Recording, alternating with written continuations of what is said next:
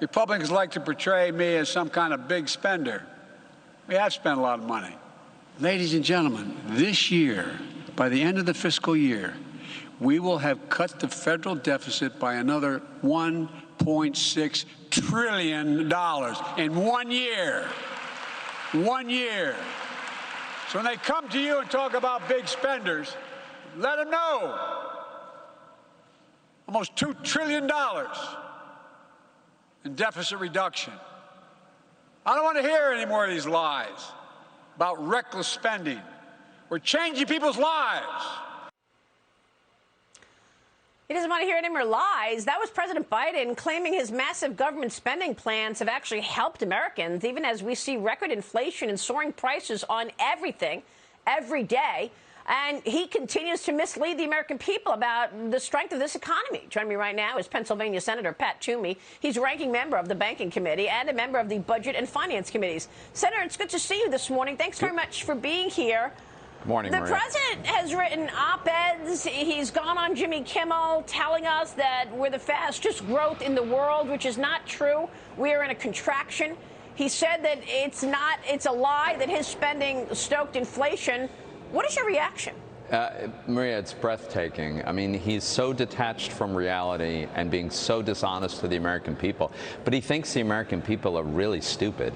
And that's going to catch up to him. Look, we all know what happened when governments foolishly locked down our economy during the pandemic. We created a hole. The government spent way too much. And long after the crisis was over, in last year, President Biden insisted on another $2 trillion. Every Republican voted no. Democrats made that tremendous, wasteful, massive spending pass. It's done a tremendous amount of damage. And the only reason we're not doing more multi-trillion-dollar bills, even now as we speak, is because every Republican opposes President Biden, and Joe Manchin and Kyrsten Sinema won't go along with him. I mean, for him to claim credit for a reduction in the deficit. The reduction in the deficit is despite Joe Biden, not because of Joe Biden. Yeah, I mean, look, that's what I want to ask about, because how does he get away with all of this false reporting, all of these falsities? And right now, isn't it true that your colleagues on the left are still pushing this spending package, Build Back Better? Maria, every day. So what? Chuck Schumer wants a reconciliation package. And it's trillions. They want trillions more in spending. President Biden is the main driver of this. It's the fact that every Republican opposes it, and Joe Manchin and Kyrsten Sinema won't go along is the only reason we haven't been hit with another massive multi-trillion-dollar spending bill. And by the way, he thinks they're helping people. This is how the detachment from reality is just breathtaking. The fact is, wages are evaporating from inflation. People can't afford the gas, the food, any of these expenses. They're going through the roof. I mean, is any of this impeachable, Senator? I mean, look, you voted to impeach President Trump. What about influence peddling of President Biden? What about, you know, these falsities or this wide open border? Are these things impeachable? Look, this is horrendous policy. I think the remedy for these policy mistakes and for being dishonest with the American people is you're going to get crushed in the next election. The cavalry is on the way. It's going to get here in the form of the November elections. I think Republicans are going to take back both houses of Congress, and it's in no small part to the combination of incompetence and dishonesty. Yeah. Senator, the Banking Committee holding a hearing yesterday on your Index Act. The legislation attempts to transfer voting power to individual investors, limiting the influence of large investment managers. Tell us about that. Yeah, so Dan Sullivan, the senator from Alaska, and I have introduced a bill. Here's the idea. You know, a lot of American investors buy index funds.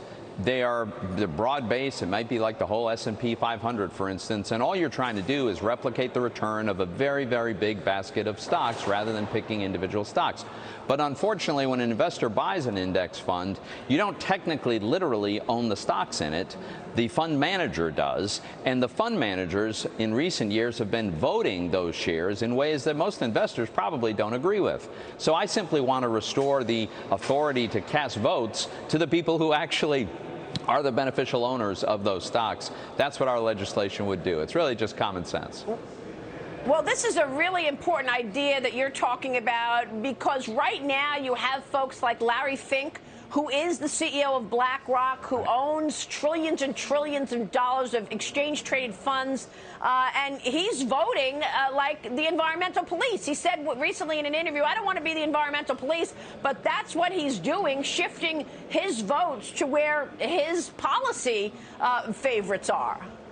Yeah, there's three big asset managers. BlackRock is one of them.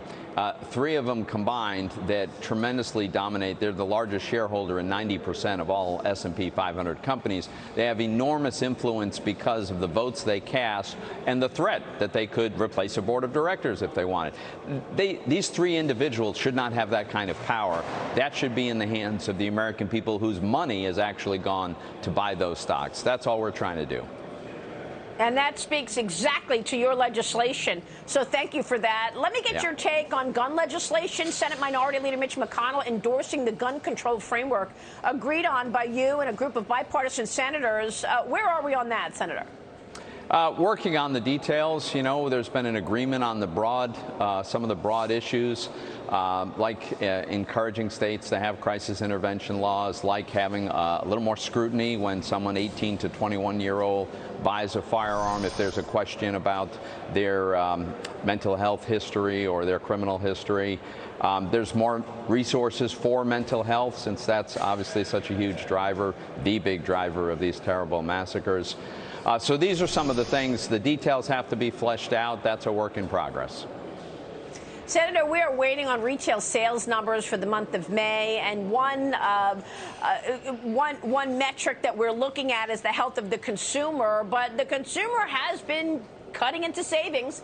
The savings rate is down in order to pay for the essentials, never mind anything extra. Your thoughts on how healthy the consumer is right now, and do you believe we will see a recession this year? So I think the consumer was very healthy, but this inflation is eroding the savings of consumers. As you point out, it's cutting into their purchasing power. It's going to result in, buying less goods and services because it costs you as much as it used to cost to buy more. So this inflation is doing tremendous damage.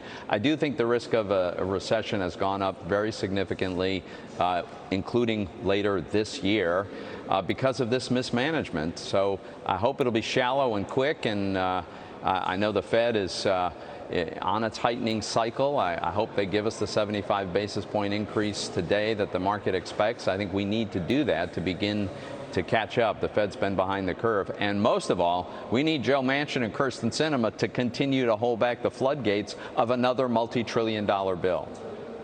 Are they doing that, Senator, or do you think they are bending and they are changing their thoughts on this? Do you see them still holding firm as Chuck Schumer tries to get them on a reconciliation package with $1 trillion in higher taxes?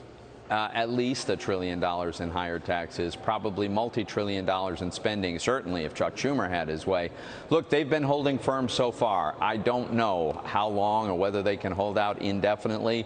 The cavalry doesn't really arrive until January, when the Republican Congress will be sworn in. So we need them to stay strong. Senator, it's great to get your insights on all of this. We so appreciate your time this morning. Thank you, sir. Thanks for having me, Maria. All right, Senator Pat Toomey this morning.